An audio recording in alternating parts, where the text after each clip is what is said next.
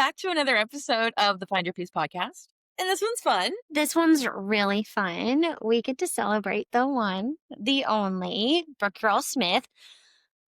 Yay! Welcome to Find Your Fuze, the podcast and community for women who know they're meant for more. We're your hosts, Brooke and Kelly, two founders, two entrepreneurs, and two best friends who are figuring it out just like you. Because if you have found that success is anything but a straight line, then you're in the right place. Join us as we go through all things business and all things real life. We're going to bring you along for the highs, the lows, and everything in between. Grab your drink, get comfy, and get ready for a chat with your new best friends. Let's like this shit.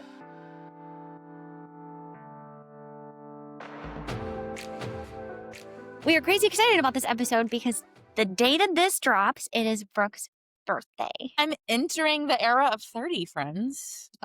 Sunday's here. It's a whole thing. I'm really excited because it feels weird, but I'm actually very excited to enter this new decade, and I'm very happy to leave my 20s behind. They were great. They were fun. Learned a lot. Lived a lot. But everyone says your 30s are actually where it's at, and I'm very ready to experience that. So let's fucking go. Let's fucking go. I love that. We're launching this podcast early in the week just because, birthday thing. So why not? So we're sneak attacking y'all with this. We're surprising y'all with this episode being on a Monday versus a Thursday. So it's in light of me. Hee You are welcome. Happy birthday, Brooke, and it's a gift for everyone else. Yeah, we wanted to share just kind of some life advice from the edge of a new era. I am leaving my 20s. I'm entering my 30s. Kelly is not much older than me, so this was decently recent for you as well, even though she'll argue the opposite. You're young, Kel.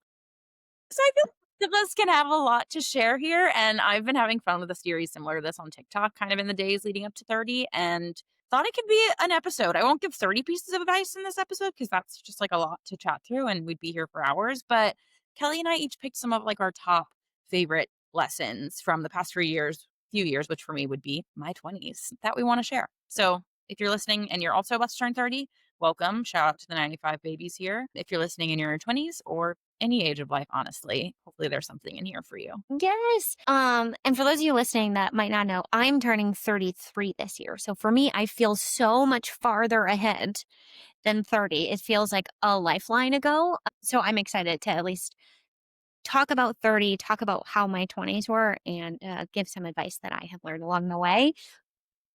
Pre-30 decade. So Brooke, what is something about getting older that feels better than you expect? Duality. Okay, so for me, I feel like it's not as scary as I expected. Or actually, I remember being in high school and looking up at people who are in their late 20s and thinking, oh my God, you're an adult. You're old and you're an adult. And at the time, of course, that I didn't mean that. I didn't mean that in a negative way, but I also didn't necessarily mean that in a positive way. So for me, something that feels better than expected is the fact that I still feel really young and I still feel like a kid. That didn't go away. And I actually really like that. If anyone wants to tell me when I start to feel like an adult, I am curious about that answer, but I've yet to find the age. It's certainly not 29. And I'll tell you in T minus a handful of days if it's 30, but I'm thinking it's not. You know what though? I mean, from my experience, nope, I am a kid that's paying bills, like our friend Brittany says.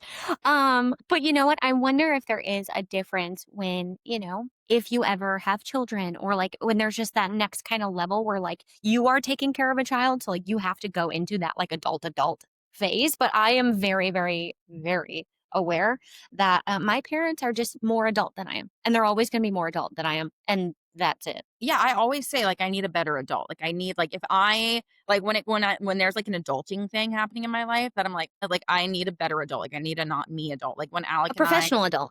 Yeah. Yeah, a professional adult. If something's going wrong with insurance or something like that, I am not the qualified level of adult to handle that. I need a different adult. I don't know. Maybe it is when you have kids. Anyone who has kids, let us know, because Kelly and I each have cat kids, and that's about it. I'm convinced fully that even when I do have kids or get pregnant, I'm just going to feel like a 30-year-old teen mom or 31 or whatever age it happens at.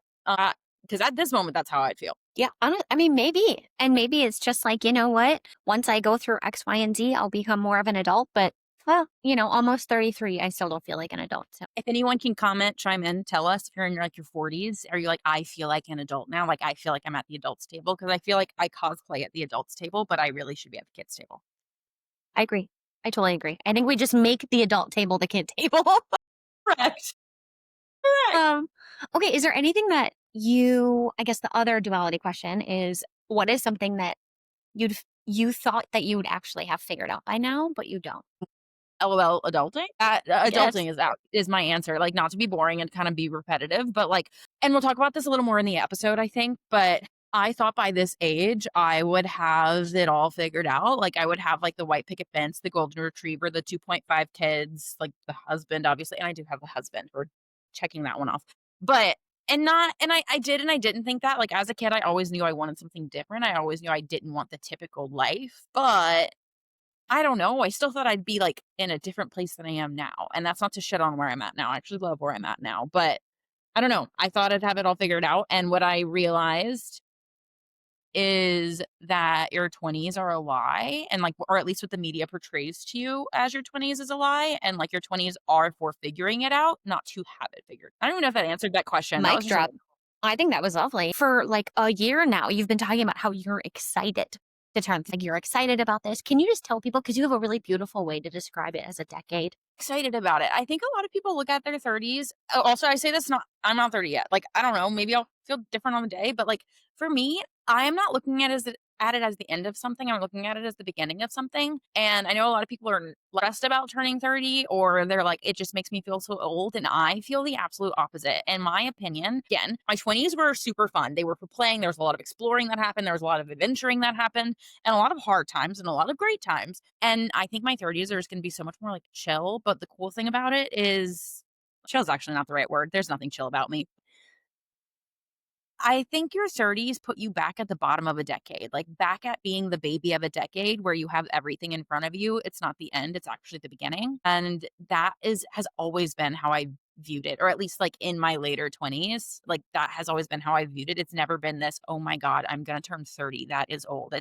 I get to be at the beginning of a whole new era. Like, this is just like the start. It's not like, to me, it doesn't feel like I'm ending my 20s, even though I am. But I'm not focused on that. I'm just focused on starting. I think that's amazing. When I was turning 30, it was very much like Jamie Lee Curtis, like, I'm old. In Freaky Friday, yes, that is how I mean, was dreading 30 so much. Yeah. And obviously 30s have been great for me. So, Yeah. hindsight, it's lovely. But I always, like, the second up to turning 30, I'm like, this sucks. I wonder if it's because, and this is a point in case, my entire life have always befriended and hung out with people older than me. One, I was always the baby of my grade. So I think that I always had something with, like, I was like, when everyone else was 18 on senior trip, I was still 17. So I couldn't get into the same bars. Yeah. You are on that cusp, because I'm in the beginning of that cusp. So I've always been the oldest in my grade and in all my friends. I've always been the baby. So then I'm always typically the baby in my friend groups. And even more so, like, if, like, especially once I got to college, I was really no longer making friends with people who would have been even in my graduating class in like high school. I was making friends with people who were like 2, 3 years older than me. So I'm wondering if, like, the reason I've always looked forward to 30 is because all of my friends are 30 and they've all told me how things just click and get better at 30. I'm not saying your life is solved, but like, I don't know. Maybe that's it. Post my birthday, after reminiscing on that and really what 30 has meant to me, it has brought a lot of amazing things. So we're going to talk about just a few lessons that we each have learned. We're going to go back and forth from our 20s till 30, and I'm here for it. So what would you say, Brooke, is lesson number 1? One of the biggest lessons I learned in my 20s. Also, we picked like 3 and I picked 4 because I can't listen to anything, because there's really so much. Like, I feel like I could write a freaking book about my 20s and all that I've experienced, because what I'll put as just like a start to this before I share my first lesson is and I think this could be interesting. Like, maybe you can give a brief overview of your 20s too. Like, in my 20s, I graduated college, moved cross country from Louisiana to New York City, and it was just me and my husband that moved there with our 2 cats and 6 suitcases. Like, we did not have friends there. We just moved there together. I got married in my 20s. I moved to New York City and originally wanted to be a makeup artist. I pursued that for a while, and then I went, just kidding, I love makeup, but not in this way. I'm going to pivot, and I tried being a fitness instructor. I managed a Soul Cycle for a while. I auditioned to be a fitness instructor, didn't make it, but I thought that was going to be the industry for a hot minute. And then I went into corporate, and then we moved to Dallas, and then we moved back to New York City. And I know I'm forgetting pieces of my story in this. I quit corporate to start my own business. That's a huge piece of the story I didn't just mention. I was like, you missed a giant chunk right there. I quit my own business. I had my own design studio, and then I merged my design studio with Kelly. Hi, now we have Fuse the agency. Yeah. And again, I'm Mhm. still skipping so many parts of my story, but there is a lot that I did in my 20s. I traveled a lot. I tried a lot of different things. I tried a lot of different career paths. And I think through all of that, it forced me to learn a lot of stuff. So I'm going to preface my first lesson with that because there was a lot of opportunity for learning and all that shit. I feel like I'd read a book about it. But my first one is your thoughts don't create your reality. It's how you respond to your thoughts that create your reality. And the reason it made me go down a quick rabbit hole ramble of like what my 20s were is my 20s were filled with so many fucking pivots. And I'm not going to go too hard onto this point because it's actually a dedicated point for later. But my 20s were filled with so many pivots and it made me feel like an absolute basket case and like I didn't have my shit together and I wasn't adulting well and I didn't know what I was doing. And that can do a lot to your thoughts and that can do a lot to like your self image and a lot to your inner critic and all of that kind of stuff. And through the spirals and the panic attacks and the mental health of it all that pivots in life have caused or whatever it may be or all of these different like lanes that have gone down, learning the power of your thoughts and learning the power of my mind has been a huge tool and wake up call because if you are anywhere adjacent to the personal development or manifestation space even, you have heard the line, your thoughts create your reality. And it took me a long time to figure out that it's actually not your thoughts, it's how you respond to them. And it's because I would feel like shit for pivoting. And then I would think those shitty thoughts and then I would like spiral about them. And then, of course, my reality would be bad. But what I learned was we all have intrusive thoughts. I hope what I'm saying makes sense. I feel like I'm rambling, but we all have intrusive thoughts. It's We your all have birthday. You do what you want. I get to ramble. But we all have intrusive thoughts. We all have thoughts that we don't like. And having those thoughts alone is not what's going to change the reality that's around you. It's how you actually behave in spite of those thoughts or in light of those thoughts. So when you are spiraling and feeling like crap and you continue to perpetuate the doom and gloom and the sadness, then yes, those thoughts will create your reality because you're going to continue to have more doom, gloom, and sadness. But if you have a thought, that is one that you don't want and you respond to it differently. Maybe you change what you're doing in that moment. Maybe you just shift the energy in some way, shape, or form. Your response is actually going to be what changes your reality because you're not letting that thought win. And that is a lesson that I feel like I'm still having on a daily basis, but it was a huge one that shaped my 20s. It was learning the power of my brain and learning the power of my thoughts and learning how that can either work for me or against me. And honestly, it happens both ways in the span of a 24-hour day. So the brain was a lesson of my 20s, I would say. I think that's amazing. And also, I think the brain is something that even today in 2025, we don't know everything about. And so the fact that we get to keep learning about that and growing through that and learning about psychology and learning about sociology and learning about just like how other people's brains work, also fascinating. So I'm glad that that was the first one that we talked about because you get to choose how you show up every single day. And it really frames from those thoughts. And so I think that's amazing. It really is the tiniest actions too. Like literally, like I can even have an example to share from as recent as last week. Because even though I'm sharing this as like lessons from my 20s, guys, like I'm still living these lessons. I think the truth is like even when you learn a lesson, there's a new devil at every level. Kelly says this all the time. Like there are moments where you have to like relearn that lesson over and over and over again. So last week, for example, I woke up feeling anxious. It was one of those days where I woke up and I was like, oh my God, did these emails get sent? Do we have this scheduled yet? I need to make an agenda for this. We're traveling again next week. Like, are we like my mind was just racing from the opening of my eyes. Like there was not a good morning world. Thank you for waking me up today, God. It was running down the to-do list and I just woke up so anxious. So I did the thing. I moved the body or not moved. I didn't move actually. I grabbed my journal and I started journaling in bed. Well, I meditated, but I did the thing where I like turned on a meditation and then I like halfway slept through it. And then I did two more meditations. And I was like, yeah, you meditated for an hour today. Ask me how long during that meditation I slept because I stayed in bed and did it. It wasn't a good meditation. So anywho, after that, I journaled and I was literally writing in my journal how I just felt overwhelmed. I felt anxious. And then it started to spiral into I'm feeling so stuck in life because I'm not exactly where I want to be, but there's so much good that's happening. And like these are all the thoughts. And I'm literally like looking around and I'm in a dark room with my blackout curtains still shut. and laying in bed feeling like shit. It's later in the morning than I would like to be awake. I would like it to be like I'm normally a morning person. I enjoy waking up early, but like my sleep schedule has been kind of funky with all the travel. So it was probably like 8:30 and I felt like shit for being in bed still. And I was journaling in the dark and I was journaling about how everything sucked. And I was like, "Hey, you're doing the thing, you're journaling." But I was acutely aware that I was like, "But you're not doing this how your higher self would do it." Like, Mhm. yes, you're doing the journaling. You're aware of your thoughts. You're trying, but I was like, "But you're not responding to them differently. You're just talking about the thought." Which is okay and it is important. I don't want you to hear what I'm not saying, but I finally got to a moment in the journaling session where I went, "You know what? Fuck this." Like my highest self does wake up every morning and meditate and journal, but she like really does it. She doesn't just move through the motions, which is what I'm doing right now. So I like shut my journal in the middle of a sentence, got up, opened my blinds, put on a robe. Actually, I put on a robe then I opened my blinds. That's actually important. I was like, distinction here. That's important. Put on a robe, then opened my blinds. And then I came into the kitchen. I poured myself a cup of coffee. I put a record on in the record player and I sat at my kitchen table and finished my journaling session there. And when I tell you, it was an immediate switch of this already feels better because when I think of my like future badass CEO, multi seven figure like self, she doesn't lay in bed and doom and gloom and like sleep through an hour worth of meditations and then like half-ass journal in a dark room. No, she gets up and she has this beautiful morning routine that she romanticizes and like she meditates very intentionally and she's very in tune with it. She's sitting at her kitchen table having that cup of coffee, journaling in the morning before she gets going in her day. And it was just a moment of like, I'm having these dark thoughts and I'm responding to them in a way that seems like it's the correct way because I'm journaling and I'm meditating and I'm doing all these tools that I know work, but I'm not doing them in a healthy way. Yeah.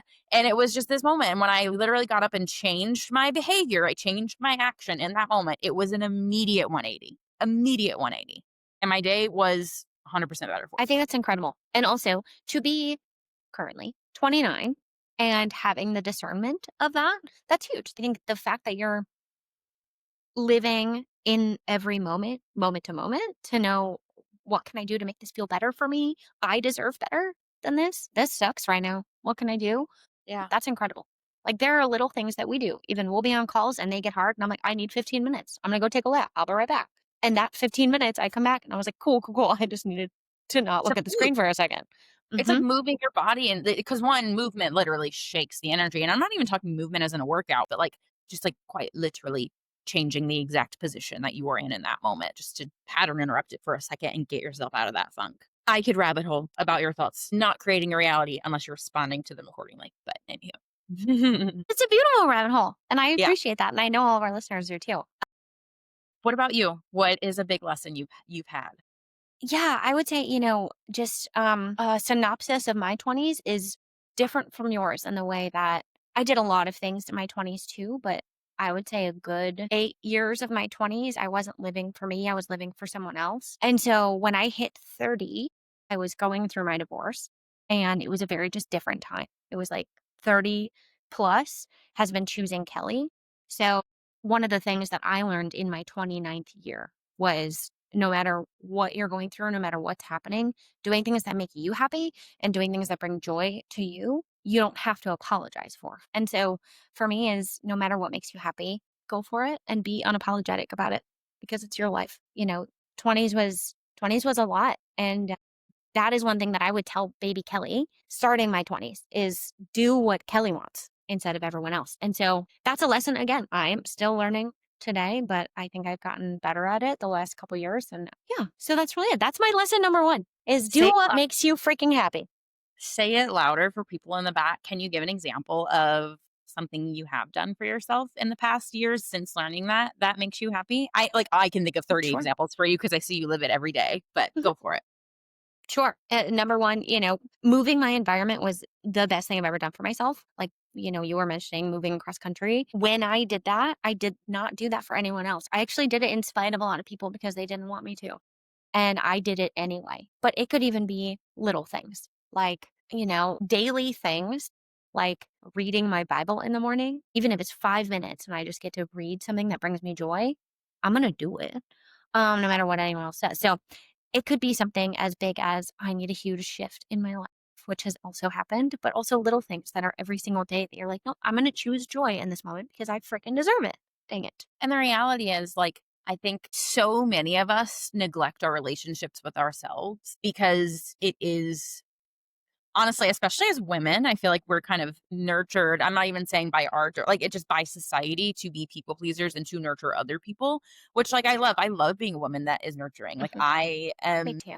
I don't think there's anything wrong with that, but it doesn't breed the conversation of putting yourself first and putting your relationship with yourself on the same pedestal as you would put your relationship with your parents or your partner or your friend or your whatever. And it is really, really important because at the end of the day, if you don't got you, Who's got you?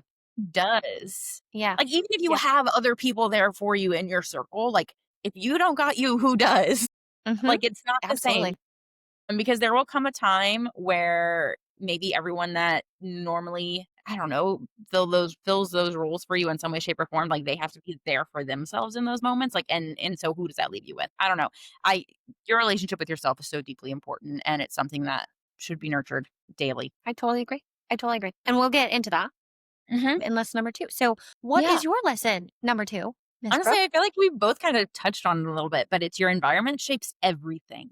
And this is a lesson that I got smashed on the head with a hammer in my late 20s. For 3 years, For every 3 day. long years. Yeah, and I've already talked about this a little bit on the podcast, and I am gonna put the disclaimer out here that the state of Texas and the city of Dallas are totally fine, and if you love them, I love that for you. But your environment really influences everything. 1, for me, my mental health. 2, just leaving if I go back even further, like, leaving Louisiana, which is where I was born and raised, and moving to New York City was an incredibly eye-opening experience for my husband and I. And it wasn't just because, yeah, it was a new city, but when you are born into this small chapter of the world or big, it really doesn't matter. When you're born into this like small little corner of the world and you never leave it, that doesn't really give you the opportunity to see the world from different points of views and like learn about different cultures and experience things in a different way or literally in a different language sometimes depending on where you are. And moving cross country and just plopping ourselves in the middle of New York City when we were from, like, small town Louisiana, like, it changed everything. I learned who I was as myself, not by the influence of everyone around me that I grew up with, and, like, that is I have so much love for where I'm from. I have so much love for my family and my friends from back home. I am proud to be from Louisiana, but leaving Louisiana is also and equally one of the best things I've ever done because it let me get to know who Brooke is. It let me get to know what do I think, not what was I taught in the town that I'm from or what everyone there thinks. Like, what do I think? Because now I've experienced that. I've gotten to experience what I've experienced here in New York. In college, I studied abroad. Like I did things to put me in different places so that I could create my own identity and my own thoughts. And it was incredible, and, like, on the opposite end of that spectrum, when Alec and I left New York and moved to Dallas for his job, I have 0 regrets for this move. This move to Dallas needed to happen. This move to Dallas gave me time with family that I'm so grateful for, and it was lovely being close to family for that time period. Dallas had its reasons, but it was certainly a season that I wouldn't wanna relive because Dallas, for me personally, was incredibly isolating. It was nice to be close to family, but it's not like I was seeing them every day, and Dallas, for me, was incredibly isolating, and it affected my mental health so badly, and, like, Kelly got to witness it all because you knew me before Dallas, and you've now obviously known me post Dallas, but you've known me through the whole thing, and, like, I know how disconnected I felt in that time, and it's just because it wasn't my place, and it wasn't an environment that made me thrive. I don't know how y'all do it because you can be an hour away from Dallas when you're in Dallas, and, like, I can't do that. I went from, like, hanging out with people probably 2 to 3 times a week in person, like, I'm very extroverted, to in Dallas, I probably hung out with people, like, 30 to 40 times, like, the entire 3 years I was there, and I will admit that's totally on me, but, like, it wasn't for me, and that environment changed my life, and honestly, not the best way. Again, no regrets. There was a lot of things that happened during those years that needed to happen, but, like, it really was a lesson that, like, your environment can influence so much because my mental health went down the trash because of my environment. Well, and that's one of the things is like, I'm sure a lot of people listening have been in an environment, even if it's a small one. Like maybe they go to an event and they're just instantly like, this environment isn't for me. But it's the fact that there was no leaving this environment, right? You were like Yeah, I in was this stuck. environment until you were able to leave. And I think that that was that was tough. And there was no amount of creativity that could get you out of it. There was no amount of extra things. It was just like, we are in it. I am aware that we are in it. This is hard and we're going to get through it. And so if anyone out there is living in a space that is sucking out the life from them, I've been there. Brooke's obviously been there and we're here for you. And if you need to talk to someone, please reach out to us because we get it and it's hard and I wish I could say that it could get easier because maybe it won't. And I want you to know that you are seen and valued and loved and very, very, very much held in the season that you're in. So Brooke, I'm glad you're back in New York because I can see your body coming back to life. And I want to say really quickly too, like there were so many incredible people. Like I don't want to sound so negative. Like there were so many people in Dallas that were incredible. I met some incredible human beings that I am grateful to know. But some places just aren't for you. And whether that be like a city like Kelly and I are talking about right now, or a state that you're living in, but it could also be like your job. Kelly and I have both also had the experiences of working in jobs that were sucking the life out of you. And like, God, life is so fucking short. Why be miserable the entire time? You do not have to stay in that environment. And I know it's sometimes easier said than done to just pick up and leave because money is a thing, logistics are a thing. Like, I get it, but whatever you can do to just start shaping your environment to be one that makes you thrive and makes you happy, it will make everything else in your life work out so much better because like Kelly said, there was no nothing was getting me out of the depression I was in. That is the word. It was depression, like clinical, hardcore. Therapist said it herself, depression. And I tried so many things. I really did. And yes, sure, I'm sure there is always a cure to everything in some capacity. But the second I left and have touched down back in New York, I'm not saying everything is a perfect overnight, but like my personality is redownloading. And all that changed was my environment. My life, for all intents and purposes, is the same in the sense of like I'm still working the same, still married to the same person. I still have my same cats. Like all of that is the same. The only thing that shifted is my environment, but that's a huge fucking shift. Mm-hmm. Yeah. And I think it's powerful. And we have episodes on that. So if you want to hear us ramble so much more about it, please go back and listen to those. We have physical ones about changing your environment and also just how to make your space at home a magical environment if you're in, a space where you can't change yourself. We are both very blessed that we were able to move cross country and get out of environments that we don't want to be in. Not everyone has that. So we go into depth about that in other episodes. And I just wanted to make sure people heard that too. Yeah. Yeah, Okay, and kind of, yeah, lesson number 2, I would say for me is learning how to love alone time for me has been the biggest source of self-love. And I am also a huge extrovert and I love being with people. It drives my soul on fire. But I would come home and I would be alone and it would just be me and my cats. And I would have this like debilitating loneliness. And I've learned like, okay, I'm not lonely. I have a quiet moment and I'm by myself. What can I do with this? How can I love this moment that I'm in so that I feel really, really, really valued by myself? And I'm doing life alone and I'm able to choose this and I'm able to love myself through this entire journey. And so in my 20s, alone time was scary to me. And so just something that I have now learned 30 plus is it's great. Like I get to come home or like I wake up and I'm like, I literally answer to no one. I get to go. I open my blinds every morning. I say hello to my cats. I make my own schedule. It's lovely. And I think I took for granted the moments in my 20s when I was alone because instead I would be like, I need to call someone or I need to put on a podcast or I need to listen to something. I need a TV on. I need something on because being alone was scary for me. And it's not scary. Like for me now, it's an empowering thing and I get to really learn more about myself and hear myself. I think I was afraid to do that also. I was gonna say, from like an outside perspective looking in, and also having been able to see you through a lot of that, and just witness it, I think there's something to be said about if you're afraid of being alone, what are you afraid to learn? Like, what are you Mhm. afraid to like have to listen to yourself about or face? Because you've also done a lot of healing and therapy as well the last handful of years, so you've faced a lot of the things that I know could have maybe been scary, like originally in Mhm. alone time, which is Totally. incredible. Totally.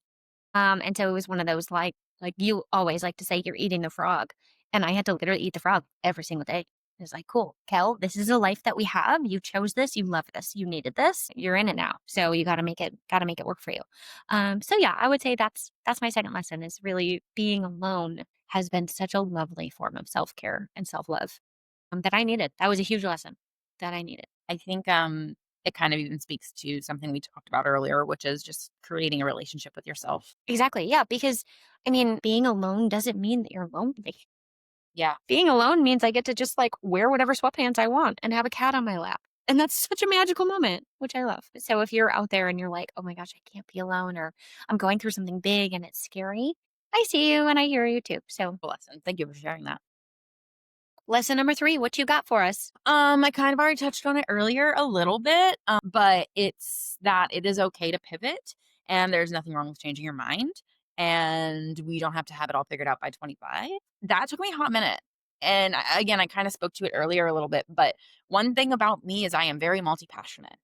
If you're like a human design person, I'm a manifesting generator. That'll say something to you if you understand what I'm saying. I get bored easily and I like to do a lot of things. I'm also like to the capital C creative. Like I like to make things with my hands. I like to use my like change how I'm thinking in different ways. Like I love routine in the sense of like my morning routine, but other than that, I don't like to live a lot of my life very routine. I am definitely creative. I like to keep busy and I like to do new things all the time. So for the longest time, that made me feel incredibly scattered and messy and like I couldn't get my shit together. Being multi-passionate and not being able to decide between do I want to be a makeup artist or do I want to be a fitness instructor? Just kidding. I want to work in corporate. Just kidding. I really like psych. Just kidding. I really want to start my own business. I really like design. I did that my senior year at college and that was really fun. So let me be a designer. Just kidding. Maybe I'll have an Etsy shop where I make like these different crafts and like I had this like craft thing I like to do. These are all things like that is a real conversation that kind of describes my 20s. And I felt so ashamed about it. Like I was like, you really have no fucking idea what you want to do with your life. And first, I have a gripe with the American education system for making you think you need to have what you want figured out by the age of 18. I was 17 when I graduated high school, by the way. I wasn't even 18. But the fact that you go from raising your hand to pee in your high school class to having to like pick the major you want in college to like define your career for the rest of your life is asinine to me. And I'm going to yell about that until the day I die. I had no fucking idea what I wanted to do because I had so many things I loved. And I felt so ashamed of that. And what I have finally come to love about myself is also the same thing. It's the fact that I am multi passionate and I'm really creative and I'm good at a lot of things. And I don't even say that humbly. I have a lot to learn. There's a lot of things I could be better at, but I'm good at a lot of things. And I love that I get to have choice in what I want to do. And I love that I get to change things that I do throughout the day. But that took a lot of healing and inner child work and figuring out that it's normal to pivot. It's okay to pivot. It's okay to change your mind about something. Like I wanted to be a makeup artist for the longest time. That's probably the thing that I said from like being a little bit. I've always loved makeup. It's my first creative love and I still love it to this day. And changing my mind about wanting to do that for a living was like a big thing for me. I don't Which even one? think I let family and friends know how big it was, but like I felt like a failure that I wasn't going to continue to pursue it. And the reality is I just changed my mind. I still love it. I just don't want to do it for a living. And if anyone out there, I say all this because if anyone out there got a degree in college that you're not using, which I know is a lot of us. I mean, I kind of used mine. I graduated in PR. But if anyone got a degree in college that you're not using, like that's okay. Mhm. That's life. It's okay to pivot. It's okay to change your mind. It's okay to change your journey. That's definitely your 20s. I was going to say I think the hidden lesson is exactly what you just said is the changing your mind is okay and you shouldn't feel bad about it. And that could be huge things that are in your life or even little things like, no, I really don't want that for lunch anymore. Like it's okay. We're all in this life together and we're human beings and life is hard sometimes. And changing your mind, if that's something that you really want to do and in your heart of hearts, you're like, this is why I'm doing it, then that's incredible. And I feel like that is something that society discounts is people who change things are not celebrated. And so that's something that I hope and pray that people, if you're out there and you're like, you know what, you're right, I did change something. Or I have also had 15 lives behind me because I have all these loves to feel proud about that because you got to touch lives in different ways all over the place. That's incredible. That's your human experience and you get to touch people in different ways and love on them through different loves of yours. Bet. That's Yeah. awesome. And also, I'm gonna die on the hill. Brooke is very, very good at a lot of things. Like there are even in my own personal experience, there are only like 2 things I think she's not great at. One of them is, dyeing your hair. You don't like dyeing your own hair. And I love that for you because I would rather you go get it done. Done it. I can't say I'm good at it, but I've done it. You have done it. But I'm We need saying to like do it again. Okay. Well, Hairstylists stay out there, tuned. please close your ears. I was going to say, stay tuned. You're 30. But that's one thing that you're like, I'm not great at it. And that's okay. Hair, Um, generally, I'm not good at hair. Suck at yeah. it. Yeah. Yeah. Yeah. And that's okay. You Yeah. know, I also think that's a cool thing to celebrate because then you can be like, you know who is good at it? My friend over here. Or, Anyone yeah. else. Yeah. Yeah. So recognizing your strengths too and recognizing what you're a badass in, that's something you should just celebrate every day because you were made that way. Like Lady And we Gaga all have says, you know? cool skills and unique talents and gifts and things to share with the world. And if you have more than one of them, share them all or share what you want to share. Like the one thing I do want to say too with all of this is like, I don't want to sound like you should like spontaneously change your life overnight. You can, I've done it, but think through things. I am also a Virgo who loves to overthink. So like there have all even in all of these changes, there's always been a lot of thought and intention behind them. And I want you to make sure you don't skip that step. Like I'm not saying just set your life on fire and change everything overnight. Think about it, make a plan, be responsible. If you're quitting your job, make sure you have money in the bank. Like, Yeah. Your there's adulting is showing. Look, you're a good adult adult. hey, sometimes. But you don't have to be stuck miserable in what you're doing. It's okay to change your mind. Totally. I Yeah. think it's a beautiful thing. Yeah. What about you? Lesson number 3. My last lesson of the day is one that's also something that I am learning over and over and over again and probably will learn forever. And that's okay, is if something doesn't work out or if, you're going through something and you feel torn down or you feel broken or you feel really disheveled in any way, you're not, period. You're not. You're learning and you're growing and sometimes life is going to be hard. Life is going to get hard in a lot of seasons. And you are learning and growing through that as an individual. And that is freaking dope. Like blessed to be here every day, blessed to have the challenges that I do because I know I am equipped to deal with it. I always say, God gives really hard things to soldiers. And I'm just tired. I would rather not enlist in God's challenges anymore. Correct. But every time I have one, I'm learning about something that I need to know about myself or about the world. And for me, I think that's beautiful because that's how you become a well-rounded human is going through so much and learning and finding joy throughout all of that too is a lesson within itself. So that is my last thing. You're never broken. You're just learning, sweet darlings. Yes. And honestly, that's a lesson I feel like quite literally never ends because that is the lesson of life. Like that is the overarching lesson. There's always something to learn and there's always something that you're growing in and like that's the fun of it. If everything was just perfect all the time, I mean that would be lovely. But it doesn't make a very good movie. So I like to think No. about my life as like a movie and I'm like, you know what? This right here is good for the plot. Yeah, you are closing out chapter 29, you know? And it's been a good it's a hefty chapter. Like this is a very thick book and we love to read. But I love reading it along with you. So I know that you have a bonus lesson for everyone I do because, because I couldn't we have couldn't picked stop her. Yeah, no. I don't read instructions. That's something you should know about me.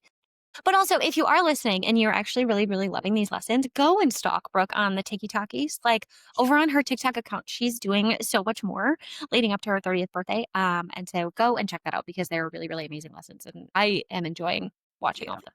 You're welcome. My final lesson that I'll close out with, even though there really are so many, is that friendship is seasonal and that's okay. Our friendship can be seasonal. I really love to think that everything and every person is in your life for either a season, a reason, or a lifetime. There is something to learn from that experience. And maybe that's a person that sticks with you forever. I pray that anyone listening has at least a handful of those humans that you're like, these are my ride or dies, these are my lifetime humans. But also, some people are seasonal and some people are there for a reason, i.e., you're learning a big lesson.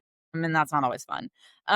But friendship in general has been a big lesson of my 20s just because adult friendship is hard. It's weird. It's not Mhm. like friendship in high school or college even where like you're in classes. So of course you get to meet other people and friendship as an experience is something that I want to even add like friendship and entrepreneurship can be hard because my early 20s, I wasn't quite an entrepreneur yet. I mean, I've always done stuff on the side. I've always been entrepreneurial, but I was still working regular jobs and so I would make friends at work. Like that was the same way you'd make friends in high school. I'd make friends at work. It wasn't until I like quit corporate and quit that regular job cycle and was working from home alone that I realized and moved to a new city where I didn't know anyone. And I realized, oh shit, making friends is hard. Like, and that was weird for me because I'm an extrovert. So I never thought making friends was hard. But like adult friendship is weird and adult friendship is hard. And there is a lot to learn in the entire friendship category that can honestly probably be its own episode if y'all would want that.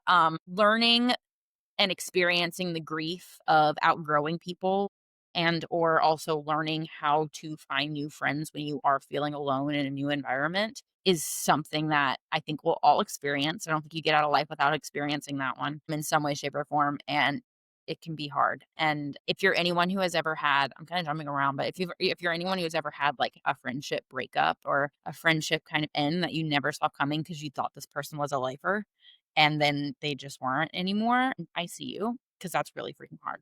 And I know I had a couple of those in my 20s. And low key, why does it feel worse to have a friendship breakup than it does like a breakup? I mean, knock on wood. I haven't had like a breakup Yep, since you don't get school. one of those ever again. Like, if you were listening, you're not allowed to leave me, period. So, Yeah, but they're hard. Like, friendship really, breakups really are hard. like a different kind of emotional because you're like, this was my girl. This was my person. What the fuck? Yeah, when I was looking at your points for today, this was gonna be my lesson number 1, and so I'm really, really glad. Yeah. No, I'm really, really glad that this is, a pretty bonus one because this is a very, very hard lesson, and I have lost many of friends, and I've gained many of friends. And I do thoroughly believe, like you said, everything is a lesson in general. And there are people in your life that are there and they're there no matter what. And when something happens and things shift and you grow or you outgrow people or whatever happens and maybe you end up having a friendship breakup, it is the worst. And I think it is so hard because I don't know, maybe it's my own experience and you had just touched on it too, but I think having one of those like core people in your life, no matter who it is, if it's like a little boy in your second grade class or a girl that you went all through high school with, but then in college you separated, like that's so hard. So hard. And I think you had pictured your life with this person and growing and doing all these fun things as besties. And then you realize, wow, you're so not alone lined like you thought you were. It's always a hard lesson. That's something you got to pray through and that it keeps happening because you keep growing and Yeah. learning and new people are always going to be there too. Cause God, God doesn't want you to be lonely. So he's like, here you go. Here's a new friend. Yeah.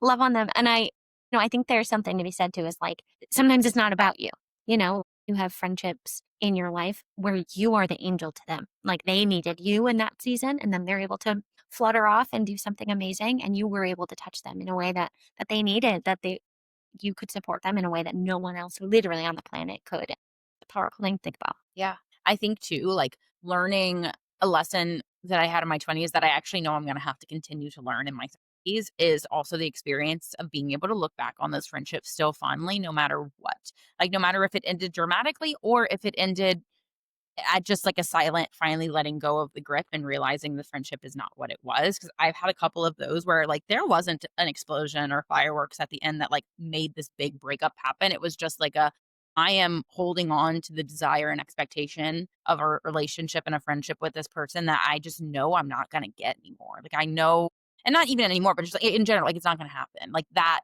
friendship was, but it isn't now. And learning how to just kind of peacefully let it go and like let this be someone that you just like still have so much love for, but from afar and realize like that was a season. The season is Mhm. done. Yeah. What's hard and is just learning how to still look back on all of the memories you have with that person still so fondly. But it is weird. It's fucking weird, people. Like to know that there are some Mhm. people who you were like best friends with at one point and then know that you probably won't be invited to their wedding day anymore because y'all just don't talk Mhm. is like a weird thing to battle. Yeah, totally. Yeah. And then you'll have your grief moment during that. You'll have your congratulations for them in their life and they're learning and growing and doing the same thing. They're losing friends and gaining new friends and having new life experiences. And you get to really be like, yeah, baby Kelly and that person they were tight and that season was important. But there's a reason for everything and just don't give up is really all I'm gonna say. Because the 30s are, we're only gonna get better. So speaking of, what the heck are you most excited about for this new decade for you? I don't even know all of it. I'm excited to see what is in store. I know that my 20s were very hustle and very exploratory and going like creating my own path and figuring shit out. And I think my 30s in some ways are going to be very similar. Less hustle, ideally, even though I'm still going to work hard, but work life balance is something we're working on. Harmony, rather.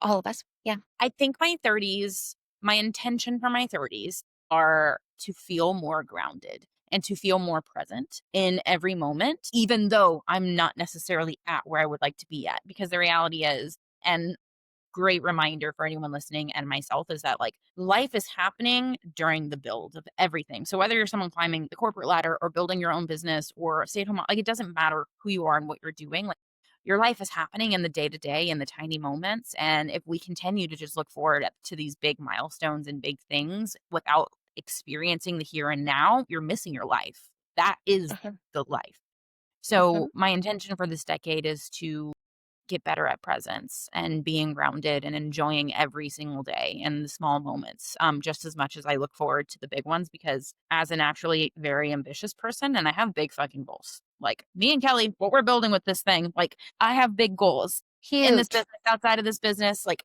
they're huge. Um, and I've spent a lot of my 20s overly fixated on it and not like living in the here and now. And my 30s are not going to be that. And then ideally, Alec and I are going to start a family in our 30s. I'm really excited for that. That'll be weird. I'll be a teen mom. It's going to be fun. Love it. Love it. Yeah, that's really what I'm looking forward to in my 30s, living. And doing it in your place. Yeah, I'm so happy to be back. Guys, if I ever talk about moving again, I just need y'all to tie me down to the subway and say, Yeah. Oh, yeah. sit, Sit, sit boo boo. sit. Uh-huh. Yeah. I will definitely do that. Either that or I'm gonna have you move in with me, and those are your two choices. That's it. But you like Seattle. Seattle's fun. I know. I know it. I know it. Well, I love that. I think it's gonna be a beautiful decade for you. I think 30 already is looking so dang bright. And I think you're, even just the last just 1 year that we've been business partners and chatting every day, all day, I see a more beautiful, bright, and ambitious Brooke than in the past. And I think 30 is just gonna keep on going because I love watching you grow and I love being, your wife and figuring that out with you. Nice. Because it's really beautiful and I wouldn't want this journey with anyone else. And I say that to you all the time, but I love this. So I think it's going to be an amazing decade. Here. I love and you. It's gonna be fun. What about you? What are you looking forward to in the rest of your Oh, wait, decades of 30? wait, this is not about me today. I know, but I asked, so it gets to be my question. Oh gosh, you're the worst. This year, for my birthday, what I'm excited about, even just as 33, as I'm approaching that pretty angel number, is I want to every morning, and every night and every day really just sit in gratitude, even through the shit. And I think that's a really hard thing to do. There are choices that I've made, that have set me up in different ways. Like I'm still working on being a better adult. And so 33 for me is being a better adult.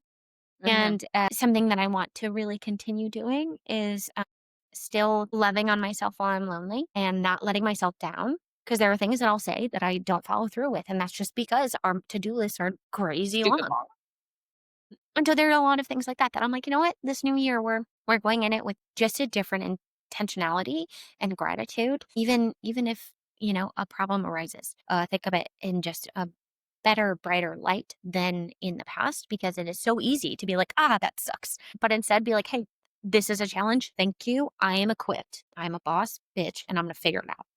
That really, that is what I hope for myself to close out this decade. I mean, there's a lot of things. Like, I'm hoping to close out the decade having a second home somewhere tropical so that I can really, yeah, so I can really live like that mermaid life that I really, really want. I would love to adopt children. So within the next few years, I would love to be equipped and really have that freedom where I'm able to do that and love on other kiddos. So there's so much that I want to do personally outside of even our businesses where we have amazing, huge, audacious AF goals, and I have every reason to believe that we will make them. But yeah, but I think what I also love about this partnership is you and I are so good at being like amazing. What does Brooke need though? Like what Person. yeah, what do you need? Like what are your goals? Because we are in it together all the time. And it is actually very easy for me to be like, what I need is still different from what Brooke needs outside of the business. And that's okay. And I think that's such a beautiful thing is like we get to go through life, business, doing things together, but separate, which sounds Mhm. probably kind of silly for people listening, but it's easy to be like, no, we are in business and I work, 90 hours a week and this is my only thing. But I've seen it where people drown in work and it literally takes over every other aspect of their life that they forgot about. And I don't want to be that person. Kelly and I have the conversation all the time, which is why I'm so blessed to be in this business with you and no one else. Legitimately don't think I could do this with anyone else because it's a lot. But we have the conversation all the time that like work works when life works. And at the end of the day, I don't want to be on my deathbed and only have work to look back on. Yes, I am someone who is very work motivated. I Yeah, our am very business is fucking awesome.